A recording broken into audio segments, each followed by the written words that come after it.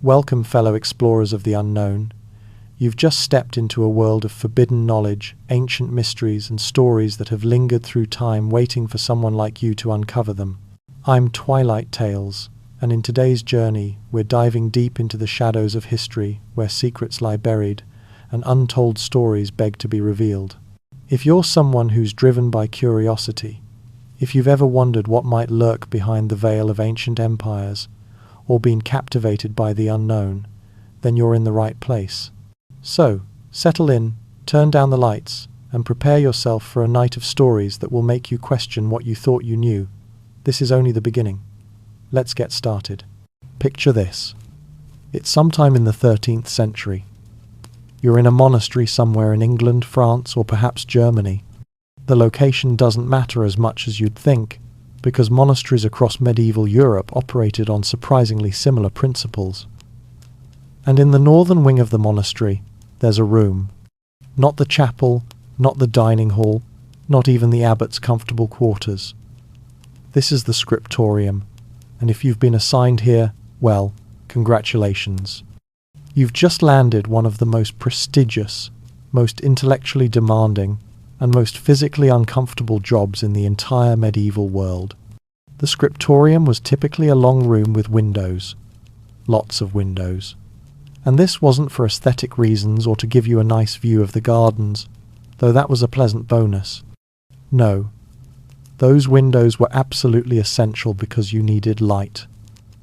Natural light.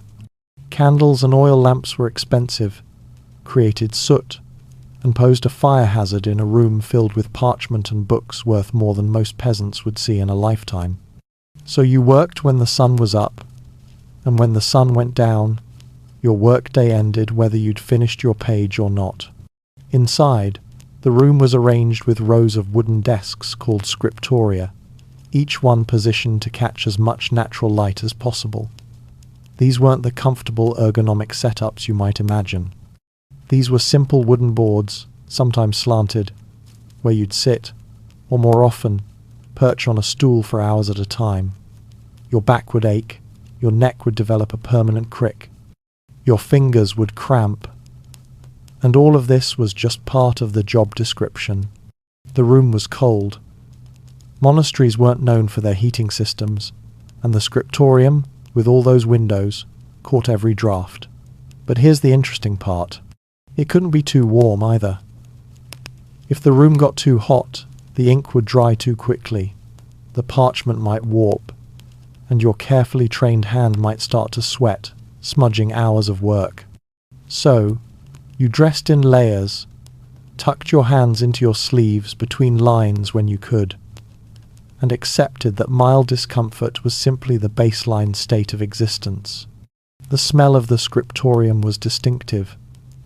Parchment had its own scent, slightly animal, which makes sense given that it was made from sheepskin or calfskin. Then there was the smell of oak gall ink, earthy and metallic.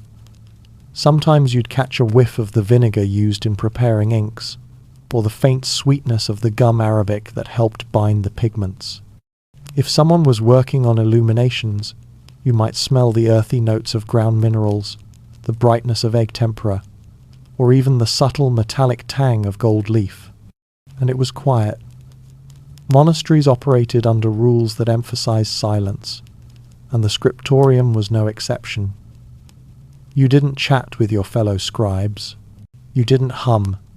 You certainly didn't complain out loud when you made a mistake, though the margins of many surviving manuscripts contain marginal notes, suggesting that scribes found creative ways to express their frustration in writing. My personal favourite. Thank God. It will soon be dark. Written by a scribe who'd clearly had enough for the day. So that was your workspace. Cold, quiet, filled with the scratch of quills on parchment and the occasional cough or shifting of weight as someone tried to find a slightly less uncomfortable position.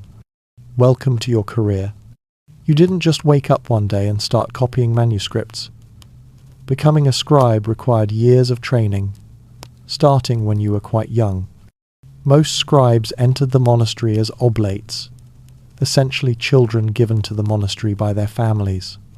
This might sound strange to modern ears, but in medieval society, this was often seen as an honor and an opportunity. The child would receive an education, regular meals, and a purpose in life, all things that weren't guaranteed in the medieval world. Your training would begin with the basics. And I do mean the very basics. First, you learn to read. This was no small feat in a world where literacy rates hovered somewhere around 5 to 10%. You'd start with the alphabet, move on to simple Latin texts, progress to psalms and prayers, and eventually work your way up to more complex theological works. All of this was done through repetition and memorization. Medieval education didn't really do creativity, it did discipline. Once you could read competently, you learned to write. And this is where things got serious. You didn't start with parchment. Parchment was far too valuable to waste on a beginner. Instead, you practiced on wax tablets, reusable writing surfaces that could be smoothed over when you made mistakes. And you would make mistakes. Many mistakes. Your letters would be uneven. Your spacing would be off. Your hand would cramp, and your letters would wobble across the tablet like a drunk trying to walk a straight line. You practiced letter forms hour after hour, day after day, for months or even years. Medieval manuscripts used specific scripts, and each one had rules. There was Carolingian minuscule, developed in the time of Charlemagne, characterized by its clear rounded letters. There was Gothic script, sometimes called black letter, with its angular compressed forms that allowed scribes to fit more text on a page. There was uncial script for very formal works. You had to master at least one of these, preferably more, and your letters needed to be consistent. Every A should look like every other A. Every aim should be the same width. This was the medieval equivalent of touch typing, except it required far more precision, and you couldn't correct mistakes with a backspace key. Beyond the letter forms themselves, you learned about line spacing, margins, and justification. Yes, medieval scribes justified their text, making both the left and right margins line up neatly. But they didn't have word processors to do this automatically. They did it by eye, sometimes abbreviating words or expanding letters to make everything fit properly. This required planning, spatial awareness, and a lot of practice. You also learned the practical skills. How to cut a quill properly, angling the nib just so to create the thick and thin strokes that characterized medieval scripts. How to maintain your quill, sharpening it throughout the day as it wore down. How to prepare ink, mixing oak galls with iron sulfate and gum arabic in the right proportions to create a dark, permanent ink that wouldn't fade over centuries. How to prepare your parchment, cleaning it with pumice, marking your guidelines with a sharp point or a piece of lead, and calculating how much text would fit on each page. All of this training took years. A young oblate might spend 5, 7, or even 10 years learning these skills before being trusted with an actual manuscript project. And even then, you'd probably start with something relatively simple. A basic copy of the Psalms, perhaps, or a liturgical text. Nothing too elaborate, nothing with illuminations. Just clean, competent copying to prove you could do the work without making too many errors. Because errors were a serious matter. In a world where each book was unique and irreplaceable, a mistake could corrupt a text. And if that text was religious, which most of them were, you might be corrupting the Word of God. The pressure was intense. You were expected to be perfect, or as close to perfect as a human being could manage, hour after hour, day after day, for your entire working life. So by the time you took your place at a desk in the scriptorium, as a full scribe, you'd earned it. You'd spent years preparing, and now the real work could begin. Monastery life ran on a strict schedule organized around the divine office, a series of prayers and services held at fixed times throughout the day and night. As a scribe, you participated in these, but your schedule had to accommodate your specialized work as well. Let's walk through a typical day. You woke somewhere around 2 a.m. for matins, the first service of the day. Yes, 2 a.m. Medieval monasteries didn't believe in sleeping through the night. You'd stumble out of your narrow bed in the dormitory, probably still half asleep, and make your way to the chapel. The service would last an hour or so, and then you'd return to bed for a few more hours of sleep. This sounds miserable, and it often was, but you adjusted. Eventually. Sort of. Lauds came at dawn, another service to mark the beginning of the day. After Lauds, you'd have a simple breakfast. And when I say simple, I mean simple. Maybe some bread, perhaps dipped in weak ale or wine, maybe a bit of cheese, nothing elaborate. Monasteries generally frowned on gluttony, and breakfast wasn't meant to be a feast. It was fuel. After breakfast, weather and season permitting, you'd make your way to the scriptorium. This is where you'd spend the bulk of your day, and we're talking about 6 to 8 hours of actual writing time, broken up by the various services you'd need to attend. You'd arrive at your desk, gather your materials, and begin. First, you'd check your parchment, making sure it was clean and properly prepared. You'd lay out your exemplar, the book you were copying from, positioning it where you could see it clearly. You'd prepare your ink, either mixing a fresh batch or adding a bit of water to yesterday's ink if it had thickened overnight. You'd select a quill from your small collection, test it on a scrap of parchment, and if it needed sharpening, you'd take out your knife and carefully cut a new point. Then you'd begin to write. And this is where time started to move differently. Copying wasn't just about mechanical reproduction. You had to read your exemplar carefully, understand what it said, hold several words in your memory, and then reproduce them on your own page. You'd write a few words, glance back at your exemplar to check the next phrase, write a few more words, and repeat this process hundreds or thousands of times per page. Your eyes would move back and forth between your exemplar and your work constantly, like a shuttle on a loom, weaving text from one page to another. Every so often, you'd need to refresh your quill with ink. Medieval ink didn't flow automatically like modern fountain pens. You'd dip your quill, shake off the excess, and write a few lines before the ink ran out and you'd need to dip again. This created a rhythm. Dip, write, write, write, dip, write, write, write. The sound of quills scratching across parchment would fill the scriptorium, a soft, persistent whisper of productivity. Your hand would start to cramp after the first hour. You'd pause, flex your fingers, perhaps tuck your hand into your robe to warm it for a moment, and then continue. The cold was a constant companion, especially in winter. Your breath might fog in the air. Your fingers would stiffen. The ink might need warming near your body heat to keep it flowing properly. Around mid-morning, you'd stop for terce, another brief service. Then back to work. More hours of careful, precise copying. Your back would ache from hunching over your work. Your eyes would strain from focusing on small letters. You'd develop a headache from the concentration. At midday, you'd stop for sext, followed by the main meal of the day.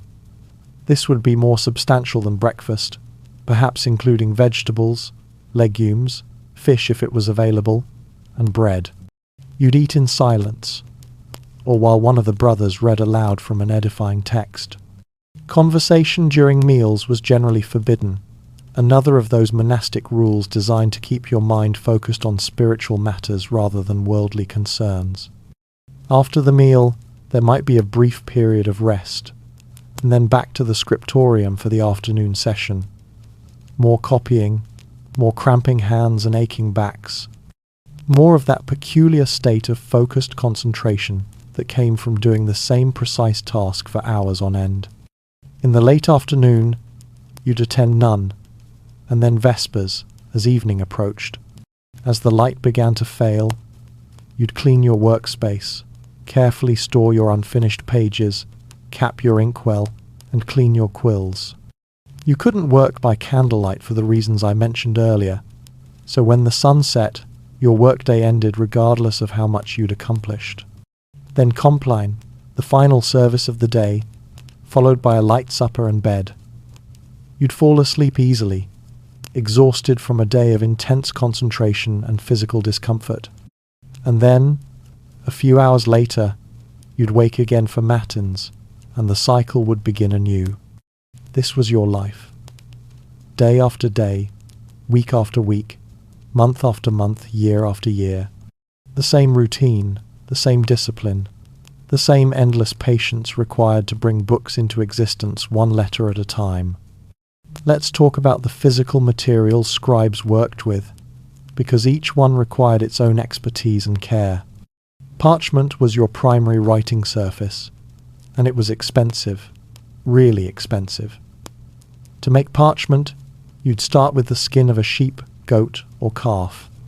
The skin would be soaked in lime water for several days to loosen the hair and flesh. Then it would be stretched on a frame and scraped with a curved knife to remove any remaining tissue. Once clean, it would be stretched tighter and allowed to dry, then scraped again with a crescent-shaped blade to create a smooth, even surface. Finally, it would be treated with chalk or pumice to make it less greasy and more receptive to ink. The result was a thin, translucent sheet that could be written on both sides. A single animal skin might yield 2 to 4 usable pages depending on the size of the manuscript. For a large Bible, you might need the skins of 300 sheep. That's an entire flock, and each skin had to be processed by hand. No wonder books were so valuable. As a scribe, you'd handle parchment with reverence bordering on anxiety. You'd check each sheet for flaws, thin spots, holes, rough patches, anything that might affect the quality of your writing. If you found a small hole, you might write around it or have it sewn up carefully. But a sheet with major flaws would be set aside for practice or used for bookbinding. Then there was ink. Medieval ink came in various forms, but the most common was iron gall ink, made from oak galls. Oak galls are abnormal growths on oak trees caused by wasp larvae. When you crushed these galls and soaked them in water or wine, they released tannic acid. Add iron sulfate, gum arabic to thicken the mixture, and a bit of vinegar, and you'd get a dark, permanent ink that would bite into the parchment itself, creating text that could survive for centuries. Making ink was a skill in itself. The proportions had to be right. Too much iron sulfate and the ink would corrode the parchment. Too little and it would fade. The gum arabic had to be carefully measured to achieve the right consistency. Too thick and it wouldn't flow properly. Too thin and it would feather and spread on the parchment. Scribes often made their own ink, and recipes were jealously guarded. Each scriptorium might have its own formula, passed down from master to student. Some inks were known for their blackness, others for their longevity. Some flowed smoothly, others required constant stirring. Learning your scriptorium's particular recipe and mastering its quirks was part of your training. Beyond black ink, there were coloured inks for decorative work.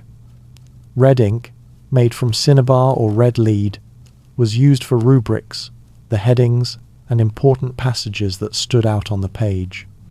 Blue came from azurite or lapis lazuli, though lapis was so expensive it was used sparingly. Green could be made from verdigris, though it was corrosive and had to be used carefully. Yellow came from saffron or orpiment. Each colour required different preparation and behaved differently on parchment. Then there were your quills. The flight feathers of geese were most common, though swan feathers were prized for their size and durability. The process of preparing a quill was exacting. You'd strip away the barbs to leave just the shaft. Then you'd harden the quill by heating it in hot sand or ashes, which made it less flexible and more durable. The tip would be cut with a sharp knife at a specific angle to create the writing point. A well-cut quill would produce thick downstrokes and thin horizontal strokes, the characteristic appearance of medieval script. But quills wore down quickly. The point would become blunt after a few hours of writing, and you'd need to recut it. A scribe might go through dozens of quills while copying a single book. Your desk would hold a small knife, essential for cutting and sharpening quills, scraping away errors, and cutting parchment. There'd be a ruler for keeping your lines straight, often made of wood or even metal. You might have a small board for mixing inks, perhaps a cloth for wiping your quill, a piece of bread for erasing mistakes, the coarse texture perfect for gently abrading away ink. And your exemplar, the book you were copying, positioned where you could see it clearly but where it wouldn't cast shadows on your work. Everything had its place. Everything had its purpose. And taking care of your materials wasn't just practical, it was essential. In a world where resources were limited and expensive, waste was unconscionable.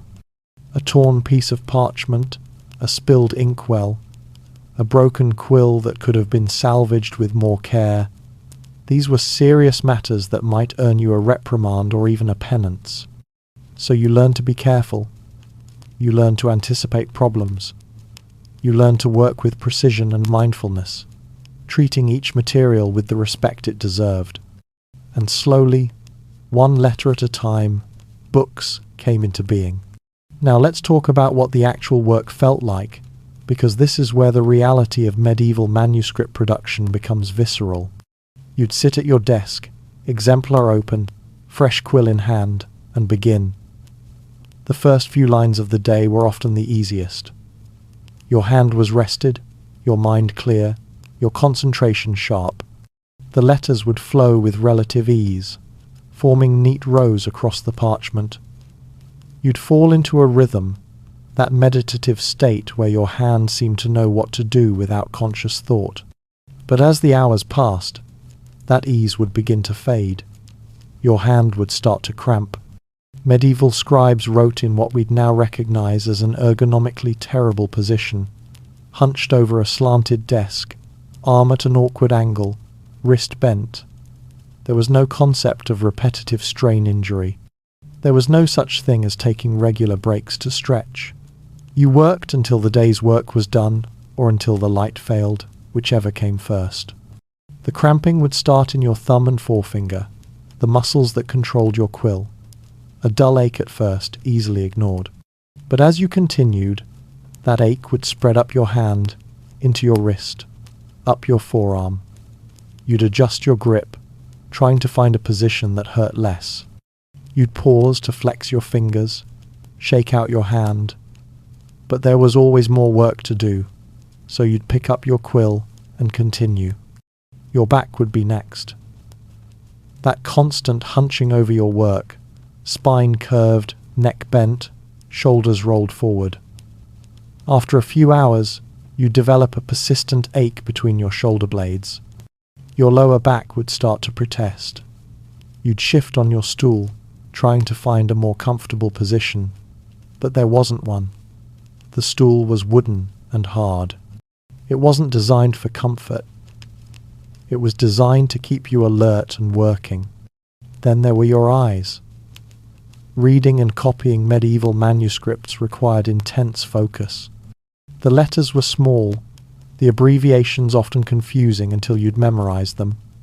The Latin sometimes challenging if the text was theological or philosophical. Your eyes would strain, tracking back and forth between your exemplar and your work hundreds of times per page. In a dim scriptorium, even with all those windows, the effort could give you a pounding headache. And you couldn't just power through these discomforts like you might push through a modern workday knowing you'd get to go home and relax. This was your life, day after day, for years or even decades. The physical toll was cumulative. Many older scribes developed permanent curved spines from decades of hunching over desks. Hand tremors were common. Failing eyesight was almost inevitable, and in a time before reading glasses that could end your career. But perhaps the greatest challenge wasn't physical but mental, the sheer tedium of the work. Imagine copying the same book for months. You're not creating anything new. You're not expressing yourself. You're mechanically reproducing text that already exists, one letter at a time. And that text might be desperately boring to you personally. A theological treatise on the nature of the Trinity, a commentary on biblical law, a list of saints and their feast days. Page after page after page of material you've read dozens of times before and will likely read dozens of times again in future copying projects. Your mind would wander. This was unavoidable. You'd think about the upcoming feast day. You'd remember a conversation with another brother. You'd worry about whether you'd properly conjugated that Latin verb 2 pages ago. And then you'd realize you'd copied 3 lines while your mind was elsewhere, and you'd have to check your work carefully to make sure you hadn't made any mistakes. Mistakes were the enemy. They were also inevitable. Medieval manuscripts are full of errors, skipped words, repeated phrases, misspellings, misread abbreviations. When you realized you'd made a mistake, you had a few options, none of them good.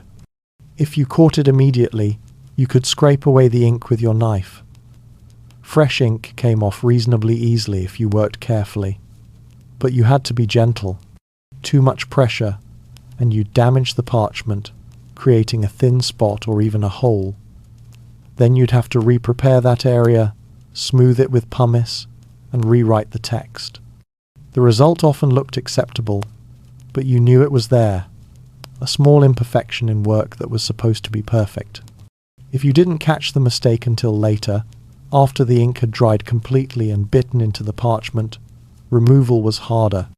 You'd scrape, and you'd still often see a shadow of the incorrect text beneath the correction. In some cases, scribes would write vacat, meaning void or disregard, next to an error, and continue on, leaving the mistake visible, but marked as incorrect. The worst mistakes were the ones you didn't catch at all, the ones that made it into the finished book, and might be copied by future scribes who used your work as their exemplar. Your errors could propagate through generations of manuscripts, corrupting the text further with each iteration. This was a heavy responsibility, and scribes took it seriously, checking and rechecking their work when time and eye strain allowed. So you sat there, hour after hour, making your careful letters, trying to maintain concentration, fighting through the physical discomfort, and doing everything in your power to avoid mistakes. And when a page was finally done, truly done, checked, and perfect, there was a moment of satisfaction. 1 page, complete. Only 200 more to go for this particular book. And then you'd turn to a fresh sheet of parchment, dip your quill, and begin again. Now, not every scribe was an illuminator, but in a scriptorium producing high-quality manuscripts, someone had to add the decorative elements that made medieval books into works of art. Let's talk about this specialized work, because it was even more demanding than regular copying.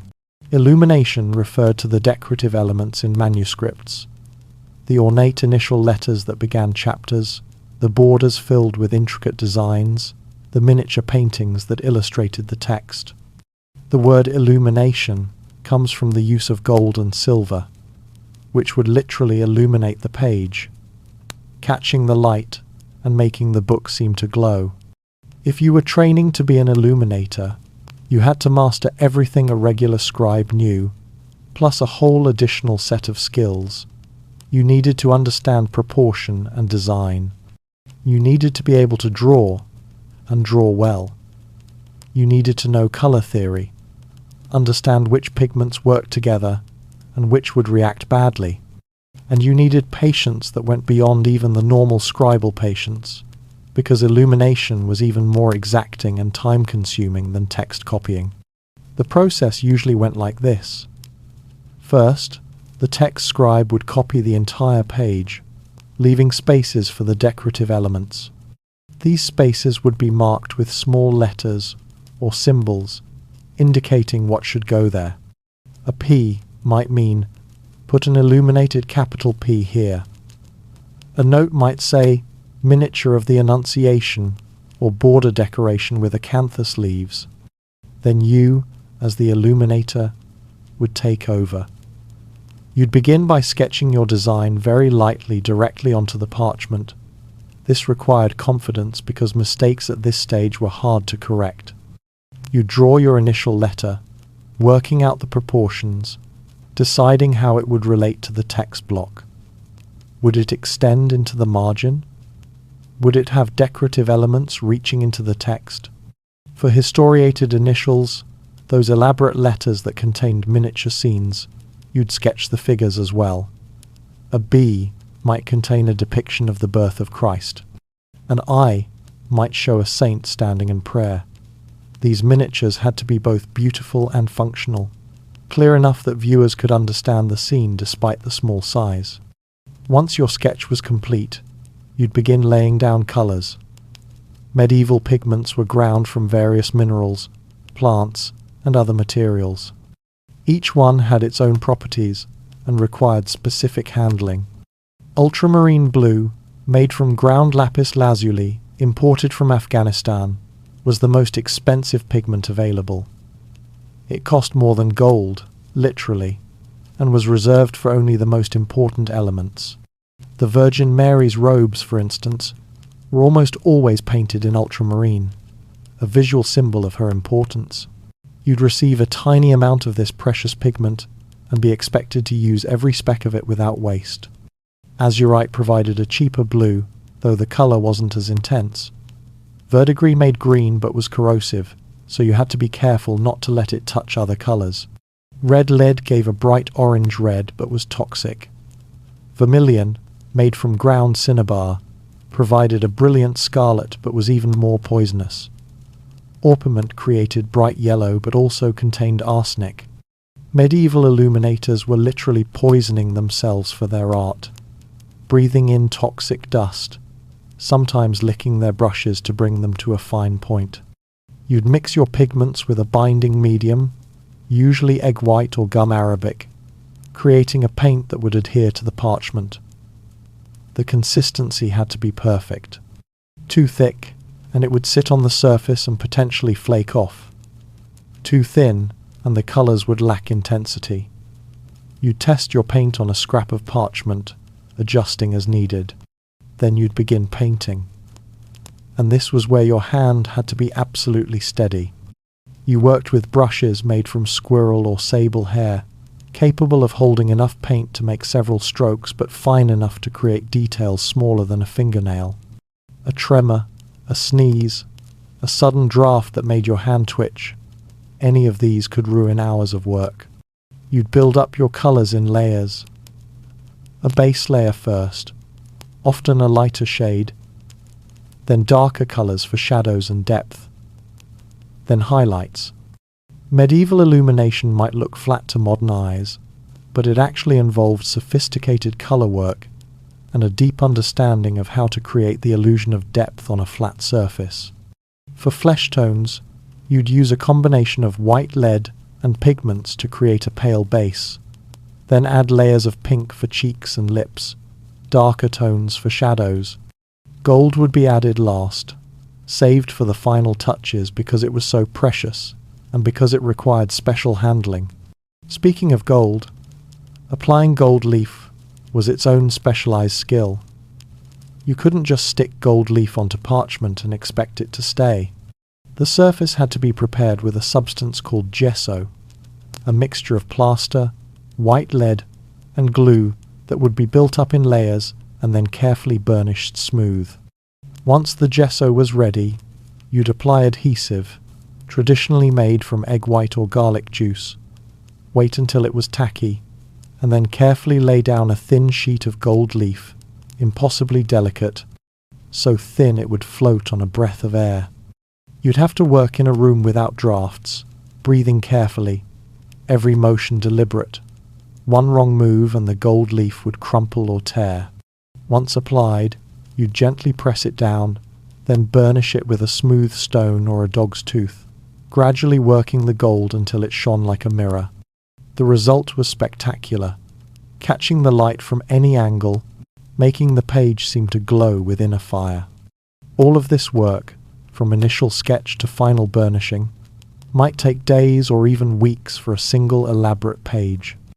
A highly decorated gospel book might contain hundreds of illuminated initials and dozens of full-page miniatures. The illuminator might spend years on a single manuscript, and through all of this, the same physical discomforts as regular scribal work applied, but intensified. You couldn't work with cramping hands when you needed to paint a figure the size of a walnut with perfect precision. You couldn't have a headache when you were trying to apply gold leaf without mistakes. The level of focus required was extraordinary. There are marginal notes in medieval manuscripts where illuminators expressed their feelings about their work.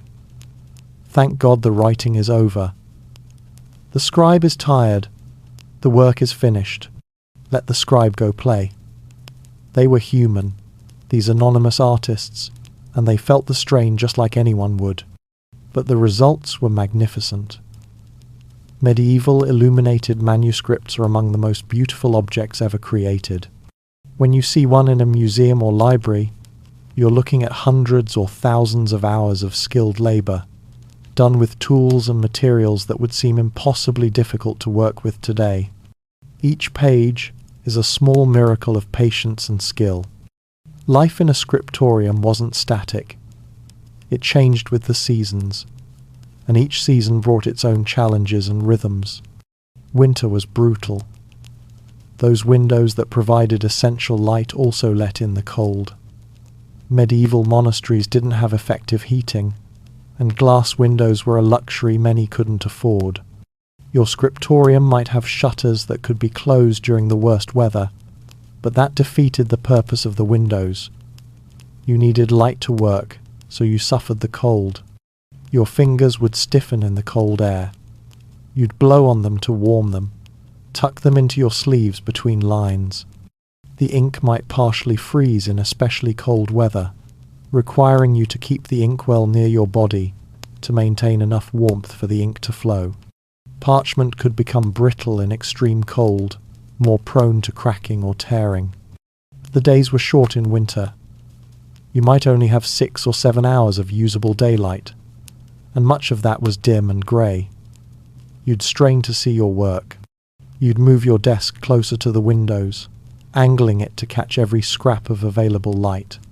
And when the sun set early, you'd have to stop, even if you were in the middle of a page, even if you'd only managed a few hours of actual work. But winter had one advantage: fewer interruptions. There was less agricultural work requiring the monastery's attention. No fields to tend, no harvest to bring in. You could focus on your scribal work without being pulled away for other duties. Spring brought relief from the cold, but introduced new problems. Rain could last for days, creating grey skies that provided little useful light. Humidity could affect your parchment, making it ripple or warp.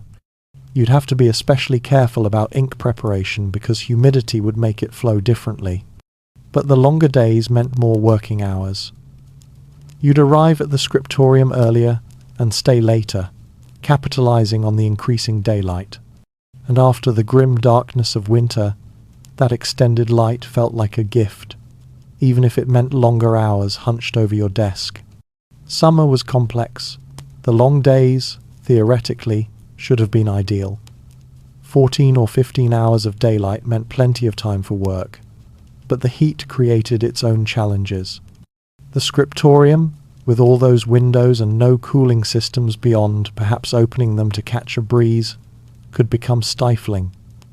You'd sweat, which was dangerous around manuscripts. A drop of sweat on parchment could stain it permanently. Sweaty hands could smudge ink or damage delicate gold leaf. Insects became a problem in summer. Flies would land on your work. Moths would be attracted to the parchment. You'd find yourself constantly waving them away, breaking your concentration, sometimes accidentally smudging your work in the process. Some monasteries hung herbs in the scriptorium to repel insects, but this was only partially effective. The heat also affected your materials. Ink would dry too quickly, sometimes drying on the tip of your quill before you could finish a word. You'd have to work faster, which increased the risk of mistakes. Gold leaf, if you were an illuminator, would be even more difficult to work with because the adhesives would dry in unpredictable ways. And yet, the long days meant productivity. A scribe might produce twice as many pages in a summer month as in a winter month, simply because there were more working hours available. Monasteries often planned their most ambitious projects for summer, when the combination of good light and long days made complex work more feasible. Autumn brought a return to moderate conditions, often considered the best time for scribal work. The days were still reasonably long, the temperature comfortable, the light clear and bright. Scribes often made their best progress during autumn months, taking advantage of the favourable conditions before winter returned. But autumn also meant increased agricultural work. Harvests needed to be brought in, food stored for winter, preparations made for the cold months ahead. Even scribes might be pulled from their work to help with these essential tasks, especially in smaller monasteries where every set of hands was needed. Through all these seasonal changes, the fundamental rhythm of scribal life remained constant. You woke for matins, worked through the day punctuated by services and meals, and fell asleep exhausted. The seasons changed the details but not the basic pattern, and each season brought you closer to the completion of your current manuscript, one page at a time, one letter at a time, with patience that must have seemed infinite but was merely human. So what were you actually copying? What books absorbed these hundreds of hours of labour? The answer depended on your monastery's focus and resources, but certain types of texts were universal. Bibles, of course. Every monastery needed Bibles, and they were among the most prestigious and demanding projects. A complete Bible might take a year or more to copy, even with multiple scribes working on different sections. The text had to be perfect because this was, quite literally, the Word of God. Errors weren't just embarrassing, they were potential heresy. Some monasteries produced massive pulpit Bibles designed to be read aloud during services. These could be 2 feet tall, written in large letters visible from a distance, decorated with elaborate illuminations. Other monasteries made smaller Bibles for individual study, compact and portable, the letters tiny to fit more text on each expensive page. Psalters, collections of psalms, were also common. Psalms were central to monastic worship, recited multiple times daily. Every monk needed to know them by heart, and having written copies helped with learning and devotion. Wealthy patrons sometimes commissioned elaborate personal psalters, and these could be works of extraordinary beauty. Every page illuminated, margins filled with decorative borders and miniature scenes. Liturgical books contained the texts needed for church services. Missals had the texts for Mass. Breviaries contained the divine office, the prayers recited at specific times throughout the day. Graduals held the chants and music. Each of these was essential for worship, and a well-stocked monastery needed multiple copies. Then there were theological works, commentaries on Scripture by the Church Fathers, philosophical treatises, debates about fine points of doctrine. These were the books that advanced theological scholarship and trained new generations in proper Christian thought. They were also often extraordinarily difficult to copy, because the Latin was complex, the arguments intricate, and the margin for error tiny. Hagiographies, lives of the saints, were popular. These inspirational stories of holy men and women provided moral examples and entertainment, an acceptable form of storytelling in a culture that generally frowned on fiction.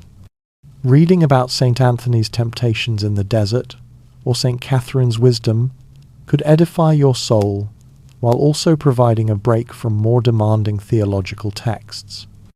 Medical texts were valuable and widely copied. These included ancient works by Galen and Hippocrates, medieval medical compendiums, herbals describing medicinal plants, and surgical manuals. Monasteries often served as medical centers for their regions, and these texts were practical tools for treating the sick. Scientific and mathematical works, translations of ancient Greek and Arabic texts, slowly spread through European monasteries. Euclid's geometry, Ptolemy's astronomy, works on optics and natural philosophy. These texts expanded human knowledge and required scribes who understood the material well enough to accurately reproduce diagrams and calculations. Classical texts, the works of ancient Rome and Greece, were preserved by monastic scribes. Virgil's Aeneid, Ovid's poetry, Cicero's philosophy, histories by Livy and Tacitus. The fact that we can read these works today is because medieval scribes copied them, preserving ancient knowledge through centuries that could easily have lost it. Legal documents and charters needed to be produced and preserved. Monastic landholdings, agreements with local lords, privileges granted by kings and popes, all of these required written records. Legal scribes specialized in these documents, developing distinctive scripts and formats that made legal texts immediately recognizable. Letters and administrative documents kept monasteries running. Correspondence with other monasteries, reports to bishops, accounts of expenses and income. These mundane texts rarely survive because they weren't preserved like more prestigious books, but they consumed countless hours of scribal time. Each type of text had its own challenges. Biblical text demanded absolute accuracy. Liturgical texts needed careful attention to rubrics and formatting, so priests could find their place during services. Scientific texts required accurate reproduction of diagrams. Musical notation had to be precise. Legal documents needed specific formulas and terminology. And you, the scribe, might work on many different types of texts throughout your career. 1 year copying a gospel book, the next year producing a medical compendium, then a collection of saints' lives. Each project would be different, each would present its own challenges, and each would require the same fundamental skills: patience, precision, and endurance. When a book was finally finished, it would be checked by a more senior scribe or by the monastery's librarian. They'd look for errors, incomplete sections, inconsistencies. If problems were found, they'd need to be corrected. Only when the book passed inspection would it be sent to the bindery. Binding was another specialized craft. The pages would be folded and gathered into signatures, sewn together with thread, attached to wooden boards covered with leather. Metal clasps would keep the book closed. For especially valuable books, the covers might be decorated with metalwork, gemstones, and carved ivory. The result was a book that could survive centuries of use. And then, finally, it would be placed in the monastery library, added to the collection, available for study and worship. Your months or years of work would take its place among the other books, a small addition to the accumulated knowledge of centuries. Some scribes would never know what happened to the books they copied. They'd produce the manuscript, it would be sold or given to another monastery, and they'd never see it again. Other scribes might spend their lives in the same monastery, able to see their work on the library shelves, knowing that brothers would use these books for decades or even centuries to come. Either way, the work continued. There was always another book to copy. The demand never ended. And so, you'd clean your desk, gather your materials, and begin the next project. Medieval scribes were human. They got tired, frustrated, bored. And sometimes they expressed these feelings in the margins of their manuscripts, leaving small windows into their experiences. These marginal notes, called colophons, when they appear at the end of a manuscript, or simply marginal comments when scattered throughout, provide some of the most touching and humanizing glimpses into medieval scribal life. Some scribes complained about the work itself. Writing is excessive drudgery. It crooks your back. It dims your sight. It twists your stomach and your sides. This particular scribe wasn't wrong. The physical toll was real. Others focused on discomfort. "The parchment is hairy," wrote one scribe, probably dealing with poorly prepared material. "The ink is thin," complained another. "This lamp gives a bad light," noted a third, suggesting they were trying to work into the evening despite the usual restrictions. Many scribes counted pages or calculated how much work remained. "Thank God it will soon be dark. This work is finished. Let the scribe go play." Explicit.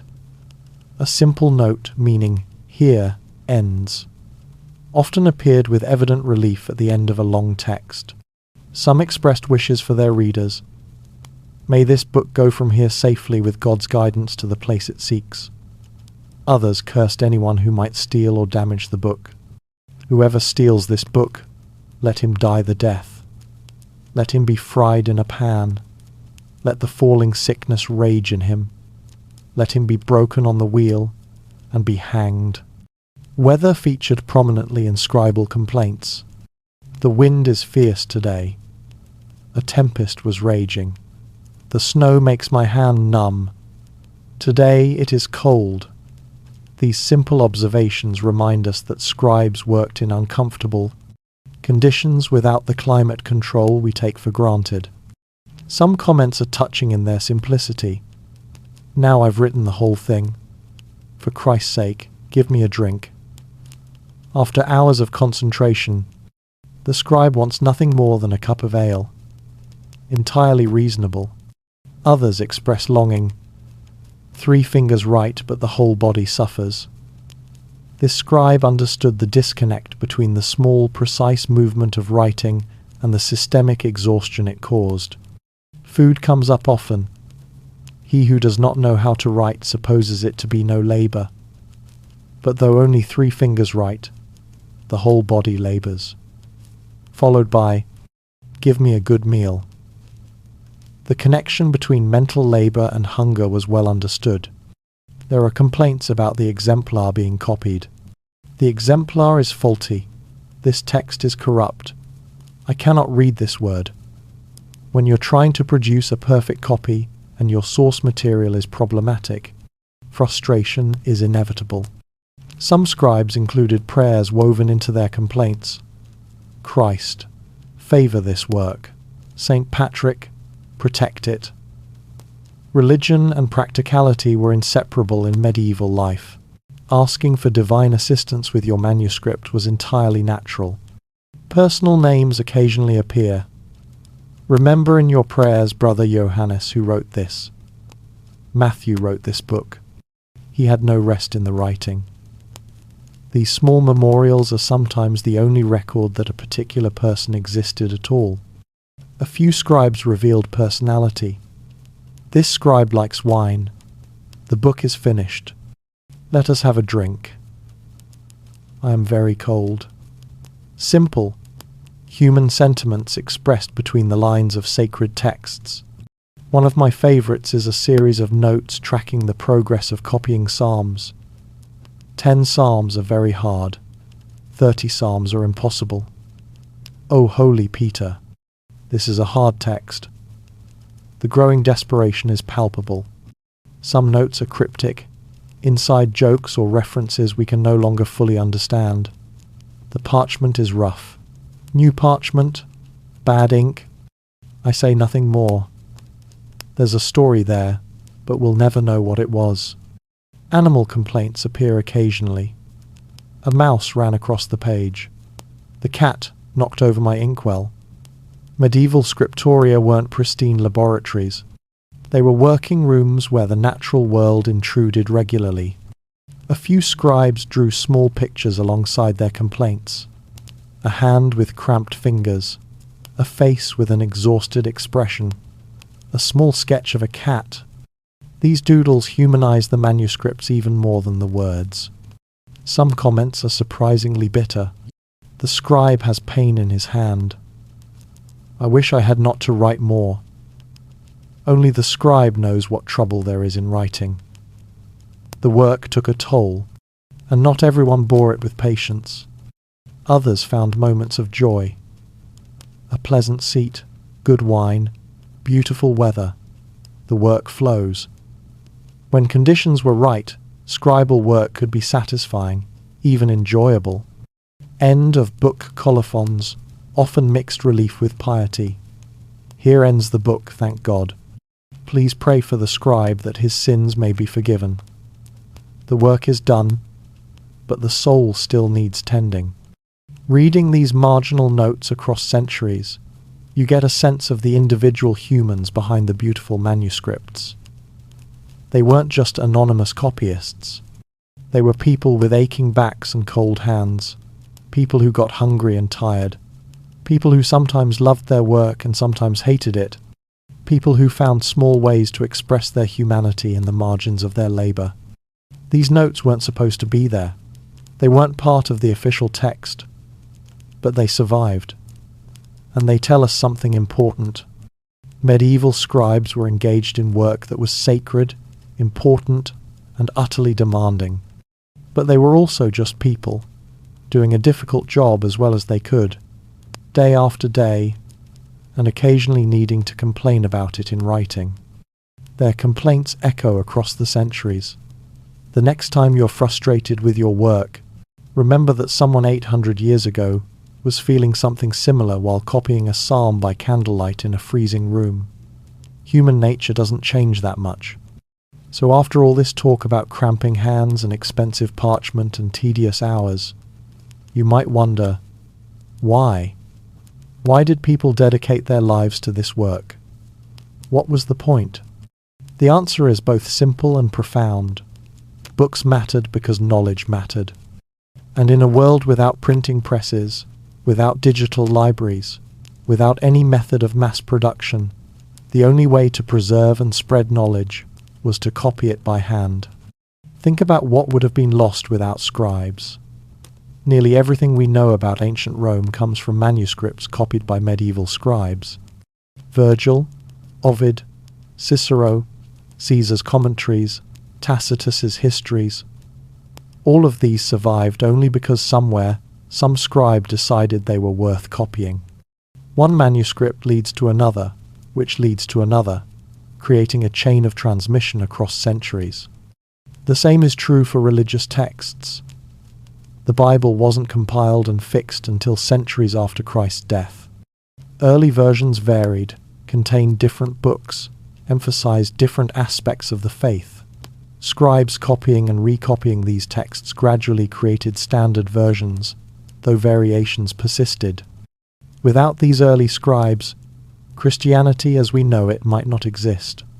Medical knowledge, accumulated over millennia, survived through manuscripts. Galen's observations about the human body, Arabic texts on surgery and pharmacology, herbals describing medicinal plants, all copied and recopied by scribes who might never practice medicine themselves, but understood the value of preserving medical knowledge. Scientific progress depended on manuscripts. When Greek mathematical texts were translated into Arabic and then into Latin, it was scribes who made those copies, creating bridges between cultures and centuries. The rediscovery of Euclid's geometry in medieval Europe, which would eventually help spark the Renaissance, happened because scribes copied and recopied those texts. Legal systems required written records, charters, property deeds, court decisions, royal decrees, all needed to be written down and preserved. Without scribes, there would be no reliable record of who owned what laws applied, what precedents existed. Society would have been more chaotic, more arbitrary. Letters preserved connections between monasteries, between kingdoms, between scholars separated by hundreds of miles. A letter from a scholar in Paris to a colleague in Oxford copied and recopied, might spread new ideas or theological arguments across Europe. Without scribes, intellectual exchange would have been limited to face-to-face meetings. But beyond these practical reasons, there was a spiritual dimension to scribal work that medieval people understood deeply. Copying scripture was a form of prayer. Each letter was an act of devotion. By reproducing the Word of God, you were participating in spreading divine truth. This wasn't just a job, it was a calling. Medieval scribes often included prayers in their colophons, to the glory of God, for the salvation of souls, in the name of the Trinity. This wasn't empty formula. They genuinely believed that their work served a higher purpose, that the physical suffering and mental exhaustion were worthwhile because they were serving God. There was also the sheer beauty of the work. An illuminated manuscript isn't just functional, it's art. The elaborate borders, the glowing gold leaf, the miniature paintings, these transformed books into objects of beauty that glorified God and inspired viewers. A peasant who couldn't read could still appreciate a beautiful illuminated Bible in church, could sense the reverence and care that had gone into creating it. This aesthetic dimension mattered to medieval people in ways we might not fully appreciate today. Beauty was seen as a reflection of divine order. Creating beautiful things was a way of participating in God's creative work. An illuminated manuscript was a small echo of the beauty of heaven. There was also pride in craft. Scribes who spent decades mastering their art took satisfaction in producing work that met the highest standards. A perfectly executed page, every letter consistent, margins straight, no errors. This was an achievement. It demonstrated skill, discipline, and dedication. Some scribes signed their work, written by the hand of Brother Thomas, illuminated by Sister Hildegard. They wanted their names remembered, wanted recognition for their skill. This wasn't vanity, or at least, not just vanity. It was a craftsperson's natural desire to be known for doing excellent work. The monastery itself benefited. A well-stocked library attracted scholars, enhanced the monastery's reputation, and sometimes brought in revenue through selling copies of manuscripts. Monasteries with famous scriptoria became centers of learning, attracting donations and prestige. Individual monks benefited too. Working as a scribe was prestigious within the monastery hierarchy. It required education and skill, marking you as someone special. You were exempt from certain agricultural labours that other monks had to perform. Your work was intellectual rather than purely physical. In a society that valued hierarchy and status, this mattered. But perhaps most importantly, from a modern perspective, scribal work preserved human knowledge through a period of tremendous upheaval. The fall of the Roman Empire, barbarian invasions, the chaos of the early Middle Ages, all of this could have destroyed the accumulated knowledge of centuries. But it didn't, largely because monasteries provided stable centers where learning could be preserved. When barbarians swept through Europe, when towns were sacked and libraries burned, monasteries endured. Their stone walls protected their treasures. Their careful scribes continued copying. The continuity they provided was essential. Without medieval scribes, we would know far less about the ancient world. Whole branches of literature might have been lost. Scientific knowledge might have had to be rediscovered from scratch. Legal traditions might have dissolved. The intellectual foundation of Western civilization was preserved by anonymous scribes in cold, uncomfortable rooms, writing one letter at a time. That's the bigger picture. The individual scribe, hunched over his desk with cramping hands and aching back, probably wasn't thinking about his place in the grand sweep of history. He was thinking about finishing the current page before the light failed. But collectively, across centuries, scribes preserved and transmitted human knowledge, creating a bridge from the ancient world to the modern. Every book you read, every historical document you study, Every piece of ancient literature that survives exists because someone, somewhere, decided it was worth copying. Someone spent hours or days or months reproducing that text with meticulous care. The chain of transmission goes back through centuries of scribes, each one adding their link. We owe them more than we can ever repay.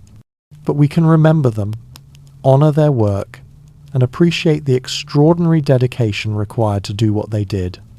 Day after day, year after year, generation after generation. As we close today's journey into the unknown, remember this history's mysteries are never as far behind us as we think.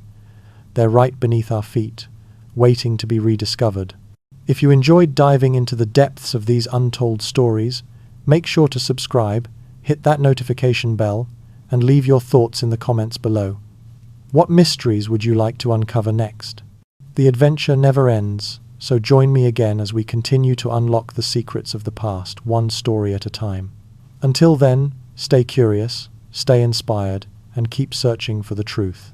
Good night, and remember, sometimes the greatest secrets are the ones that sleep the deepest.